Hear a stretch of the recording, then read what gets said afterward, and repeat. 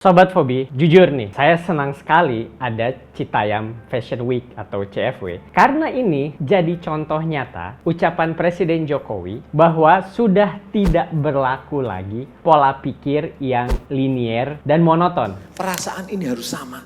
Kita harus ngerti ini. Jangan biasa-biasa saja. Jangan linier.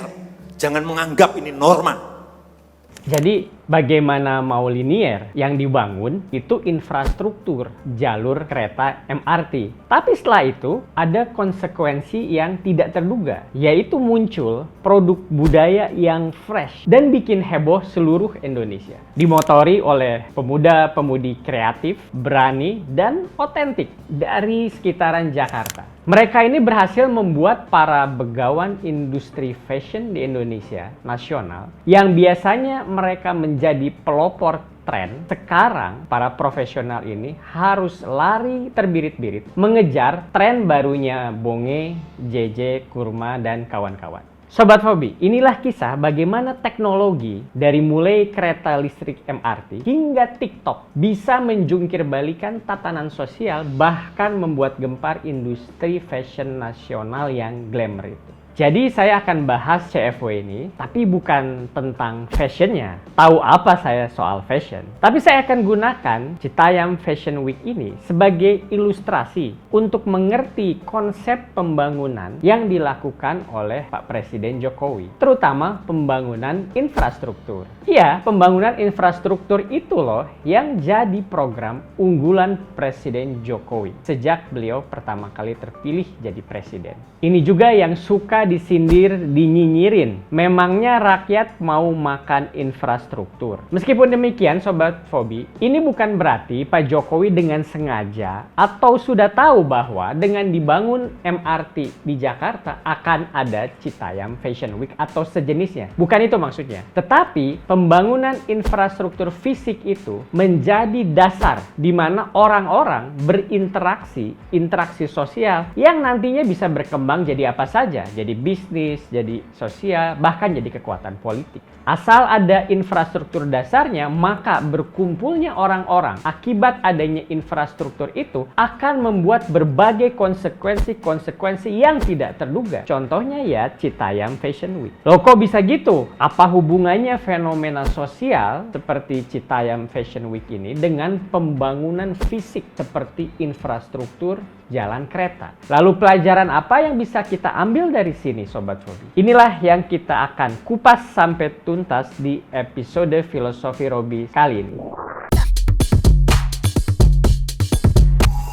Sobat Fobi, Citayam Fashion Week ini terjadi di kawasan Dukuh Atas, Jakarta Pusat. Kita bertanya-tanya apa sih yang spesial dari daerah Dukuh Pusat ini? Kalau kita perhatikan, sebelum ada CFW ini jadi sensasi seluruh Indonesia, yang biasa lalu lalang di daerah Dukuh Atas ini adalah para karyawan daerah Sudirman dan sekitarnya, dan para karyawan ini adalah kelas menengah yang duluan merasakan perubahan di Jakarta, terutama setelah MRT selesai dibangun dan operasional. Waktu itu, pertama kalinya masyarakat ibu kota Jakarta bisa mencicipi fasilitas transportasi yang sudah lazim tersedia di kota-kota besar di negara-negara maju di dunia. Lalu para karyawan-karyawan ini pun seru-seruan bikin foto-foto, bikin konten, dan berbagi pengalaman menyenangkan di stasiun-stasiun MRT atau waktu mereka naik MRT. Terasa sekali saat itu kebanggaan dan kegembiraannya bahwa akhirnya Jakarta punya moda transportasi kelas dunia. Nah, yang menarik di sini memang kelas menengah yang memang menjadi yang pertama menikmati adanya fasilitas MRT ini. Tetapi lama-kelamaan yang akhirnya jadi lebih heboh dan lebih ramai adalah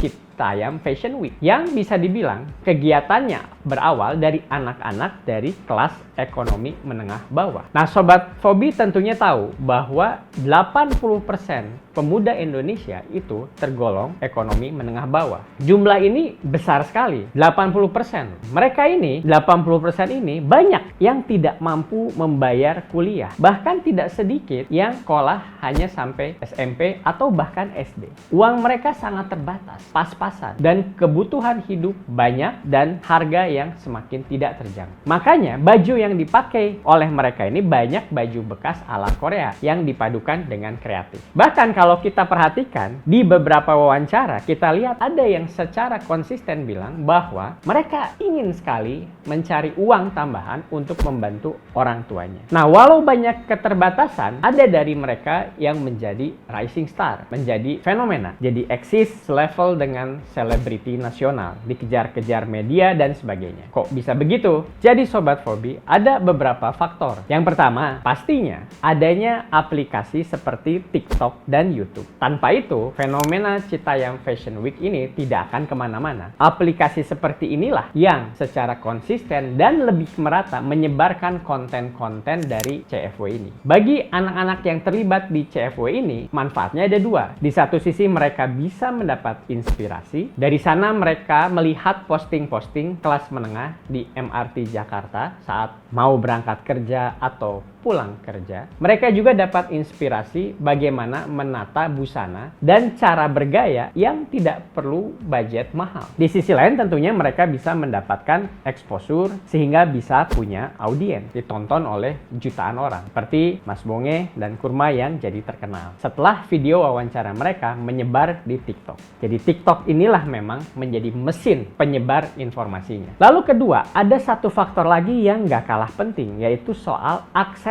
ke lokasi tersebut. Konten-konten di MRT yang dibuat oleh karyawan-karyawan memang jadi pemicu awal. Tapi yang menjadi menarik dan menjadi sangat rame itu adalah saat anak-anak ini sadar bahwa kawasan Sudirman bisa dibilang kawasan elit di Jakarta. Sekarang mereka bisa akses dengan murah. Asalnya terbatas mereka bisa kerja atau bisa pergi ke Sudirman. Sekarang di Citayam, Bojonggede, dan Depok, tempat asal anak-anak CFW ini, tentunya nggak ada pemandangan gedung-gedung pencakar langit. Dulu kesannya kawasan Sudirman ini jauh sekali dari wilayah mereka, dari persepsi mereka. Mereka bisa melihat hanya di TV atau di konten media sosial. Tetapi setelah infrastruktur transportasi ini selesai dibangun, kawasan Sudirman ini menjadi dekat, menjadi sangat terjangkau untuk sampai ke kawasan Sudirman. Itulah yang membuat Dukuh Atas menjadi spesial. Kenapa? Karena Dukuh Atas ini adalah tempat transit segala macam alat transportasi. Ada Transjakarta atau busway, ada juga MRT, ada juga LRT, ada juga kereta ke bandara, dan ada juga KRL yang langsung terhubung ke wilayah-wilayah suburban Jakarta seperti Citayam, Bojonggede, dan Depok. Karena Dukuh Atas ini tempat transit, berarti lalu lintas pejalan kaki juga jadi rame. Nah, dari situlah rame banyak orang secara alami terbentuk sebuah ruang publik baru yang akhirnya melahirkan produk-produk budaya seperti Citayam Fashion Week ini.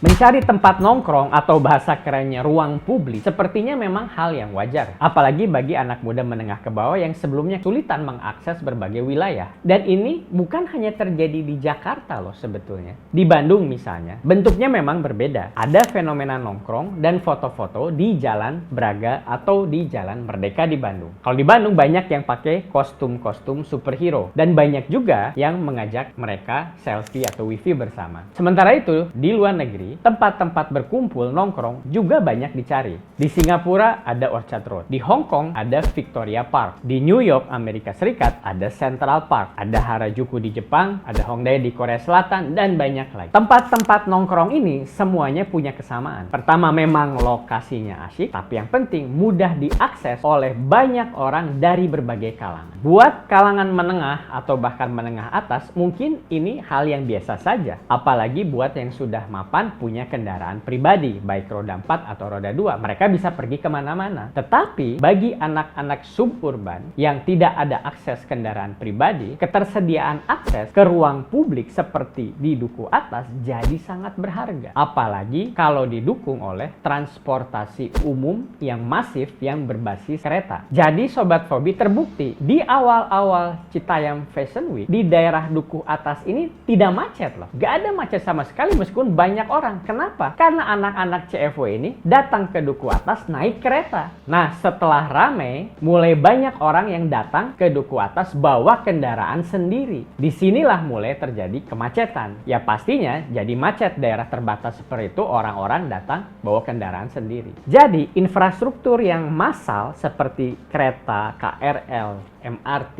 dan LRT itu adalah komponen-komponen penting di negara maju dan juga menjadi driver pendorong produk-produk budaya di negara maju. Jadi bukan cuma tempat untuk nongkrong-nongkrong aja, tapi fungsi utamanya adalah memperlancar pergerakan pekerja. Nah, Sobat Fobi, kalau dipikir-pikir, Presiden Jokowi sudah membangun infrastruktur kereta yang berbasis kereta ini dari jauh-jauh hari sebelumnya. Pembangunan ini sepertinya memang ditujukan untuk memberdayakan anak-anak muda yang seperti sekarang meramaikan CFW. Mereka bisa mengakses berbagai wilayah yang sebelumnya tidak terjamah oleh mereka. Populasi anak-anak muda menengah bawah ini yang jumlahnya banyak sekali, mayoritas 80%, tapi seperti tidak nampak di pusat-pusat keramaian sebelumnya. Mereka sering terlupakan. Jadi mereka yang tadinya pakai transportasi untuk nongkrong-nongkrong, akhirnya menjadi kebiasaan setelah menjadi pekerja karyawan, mereka melakukan commuting ke pusat-pusat kota bekerja dengan lancar. Itulah bagaimana Presiden Jokowi membangun infrastruktur. Itu orientasinya jangka panjang sekali. Membangun infrastruktur transportasi untuk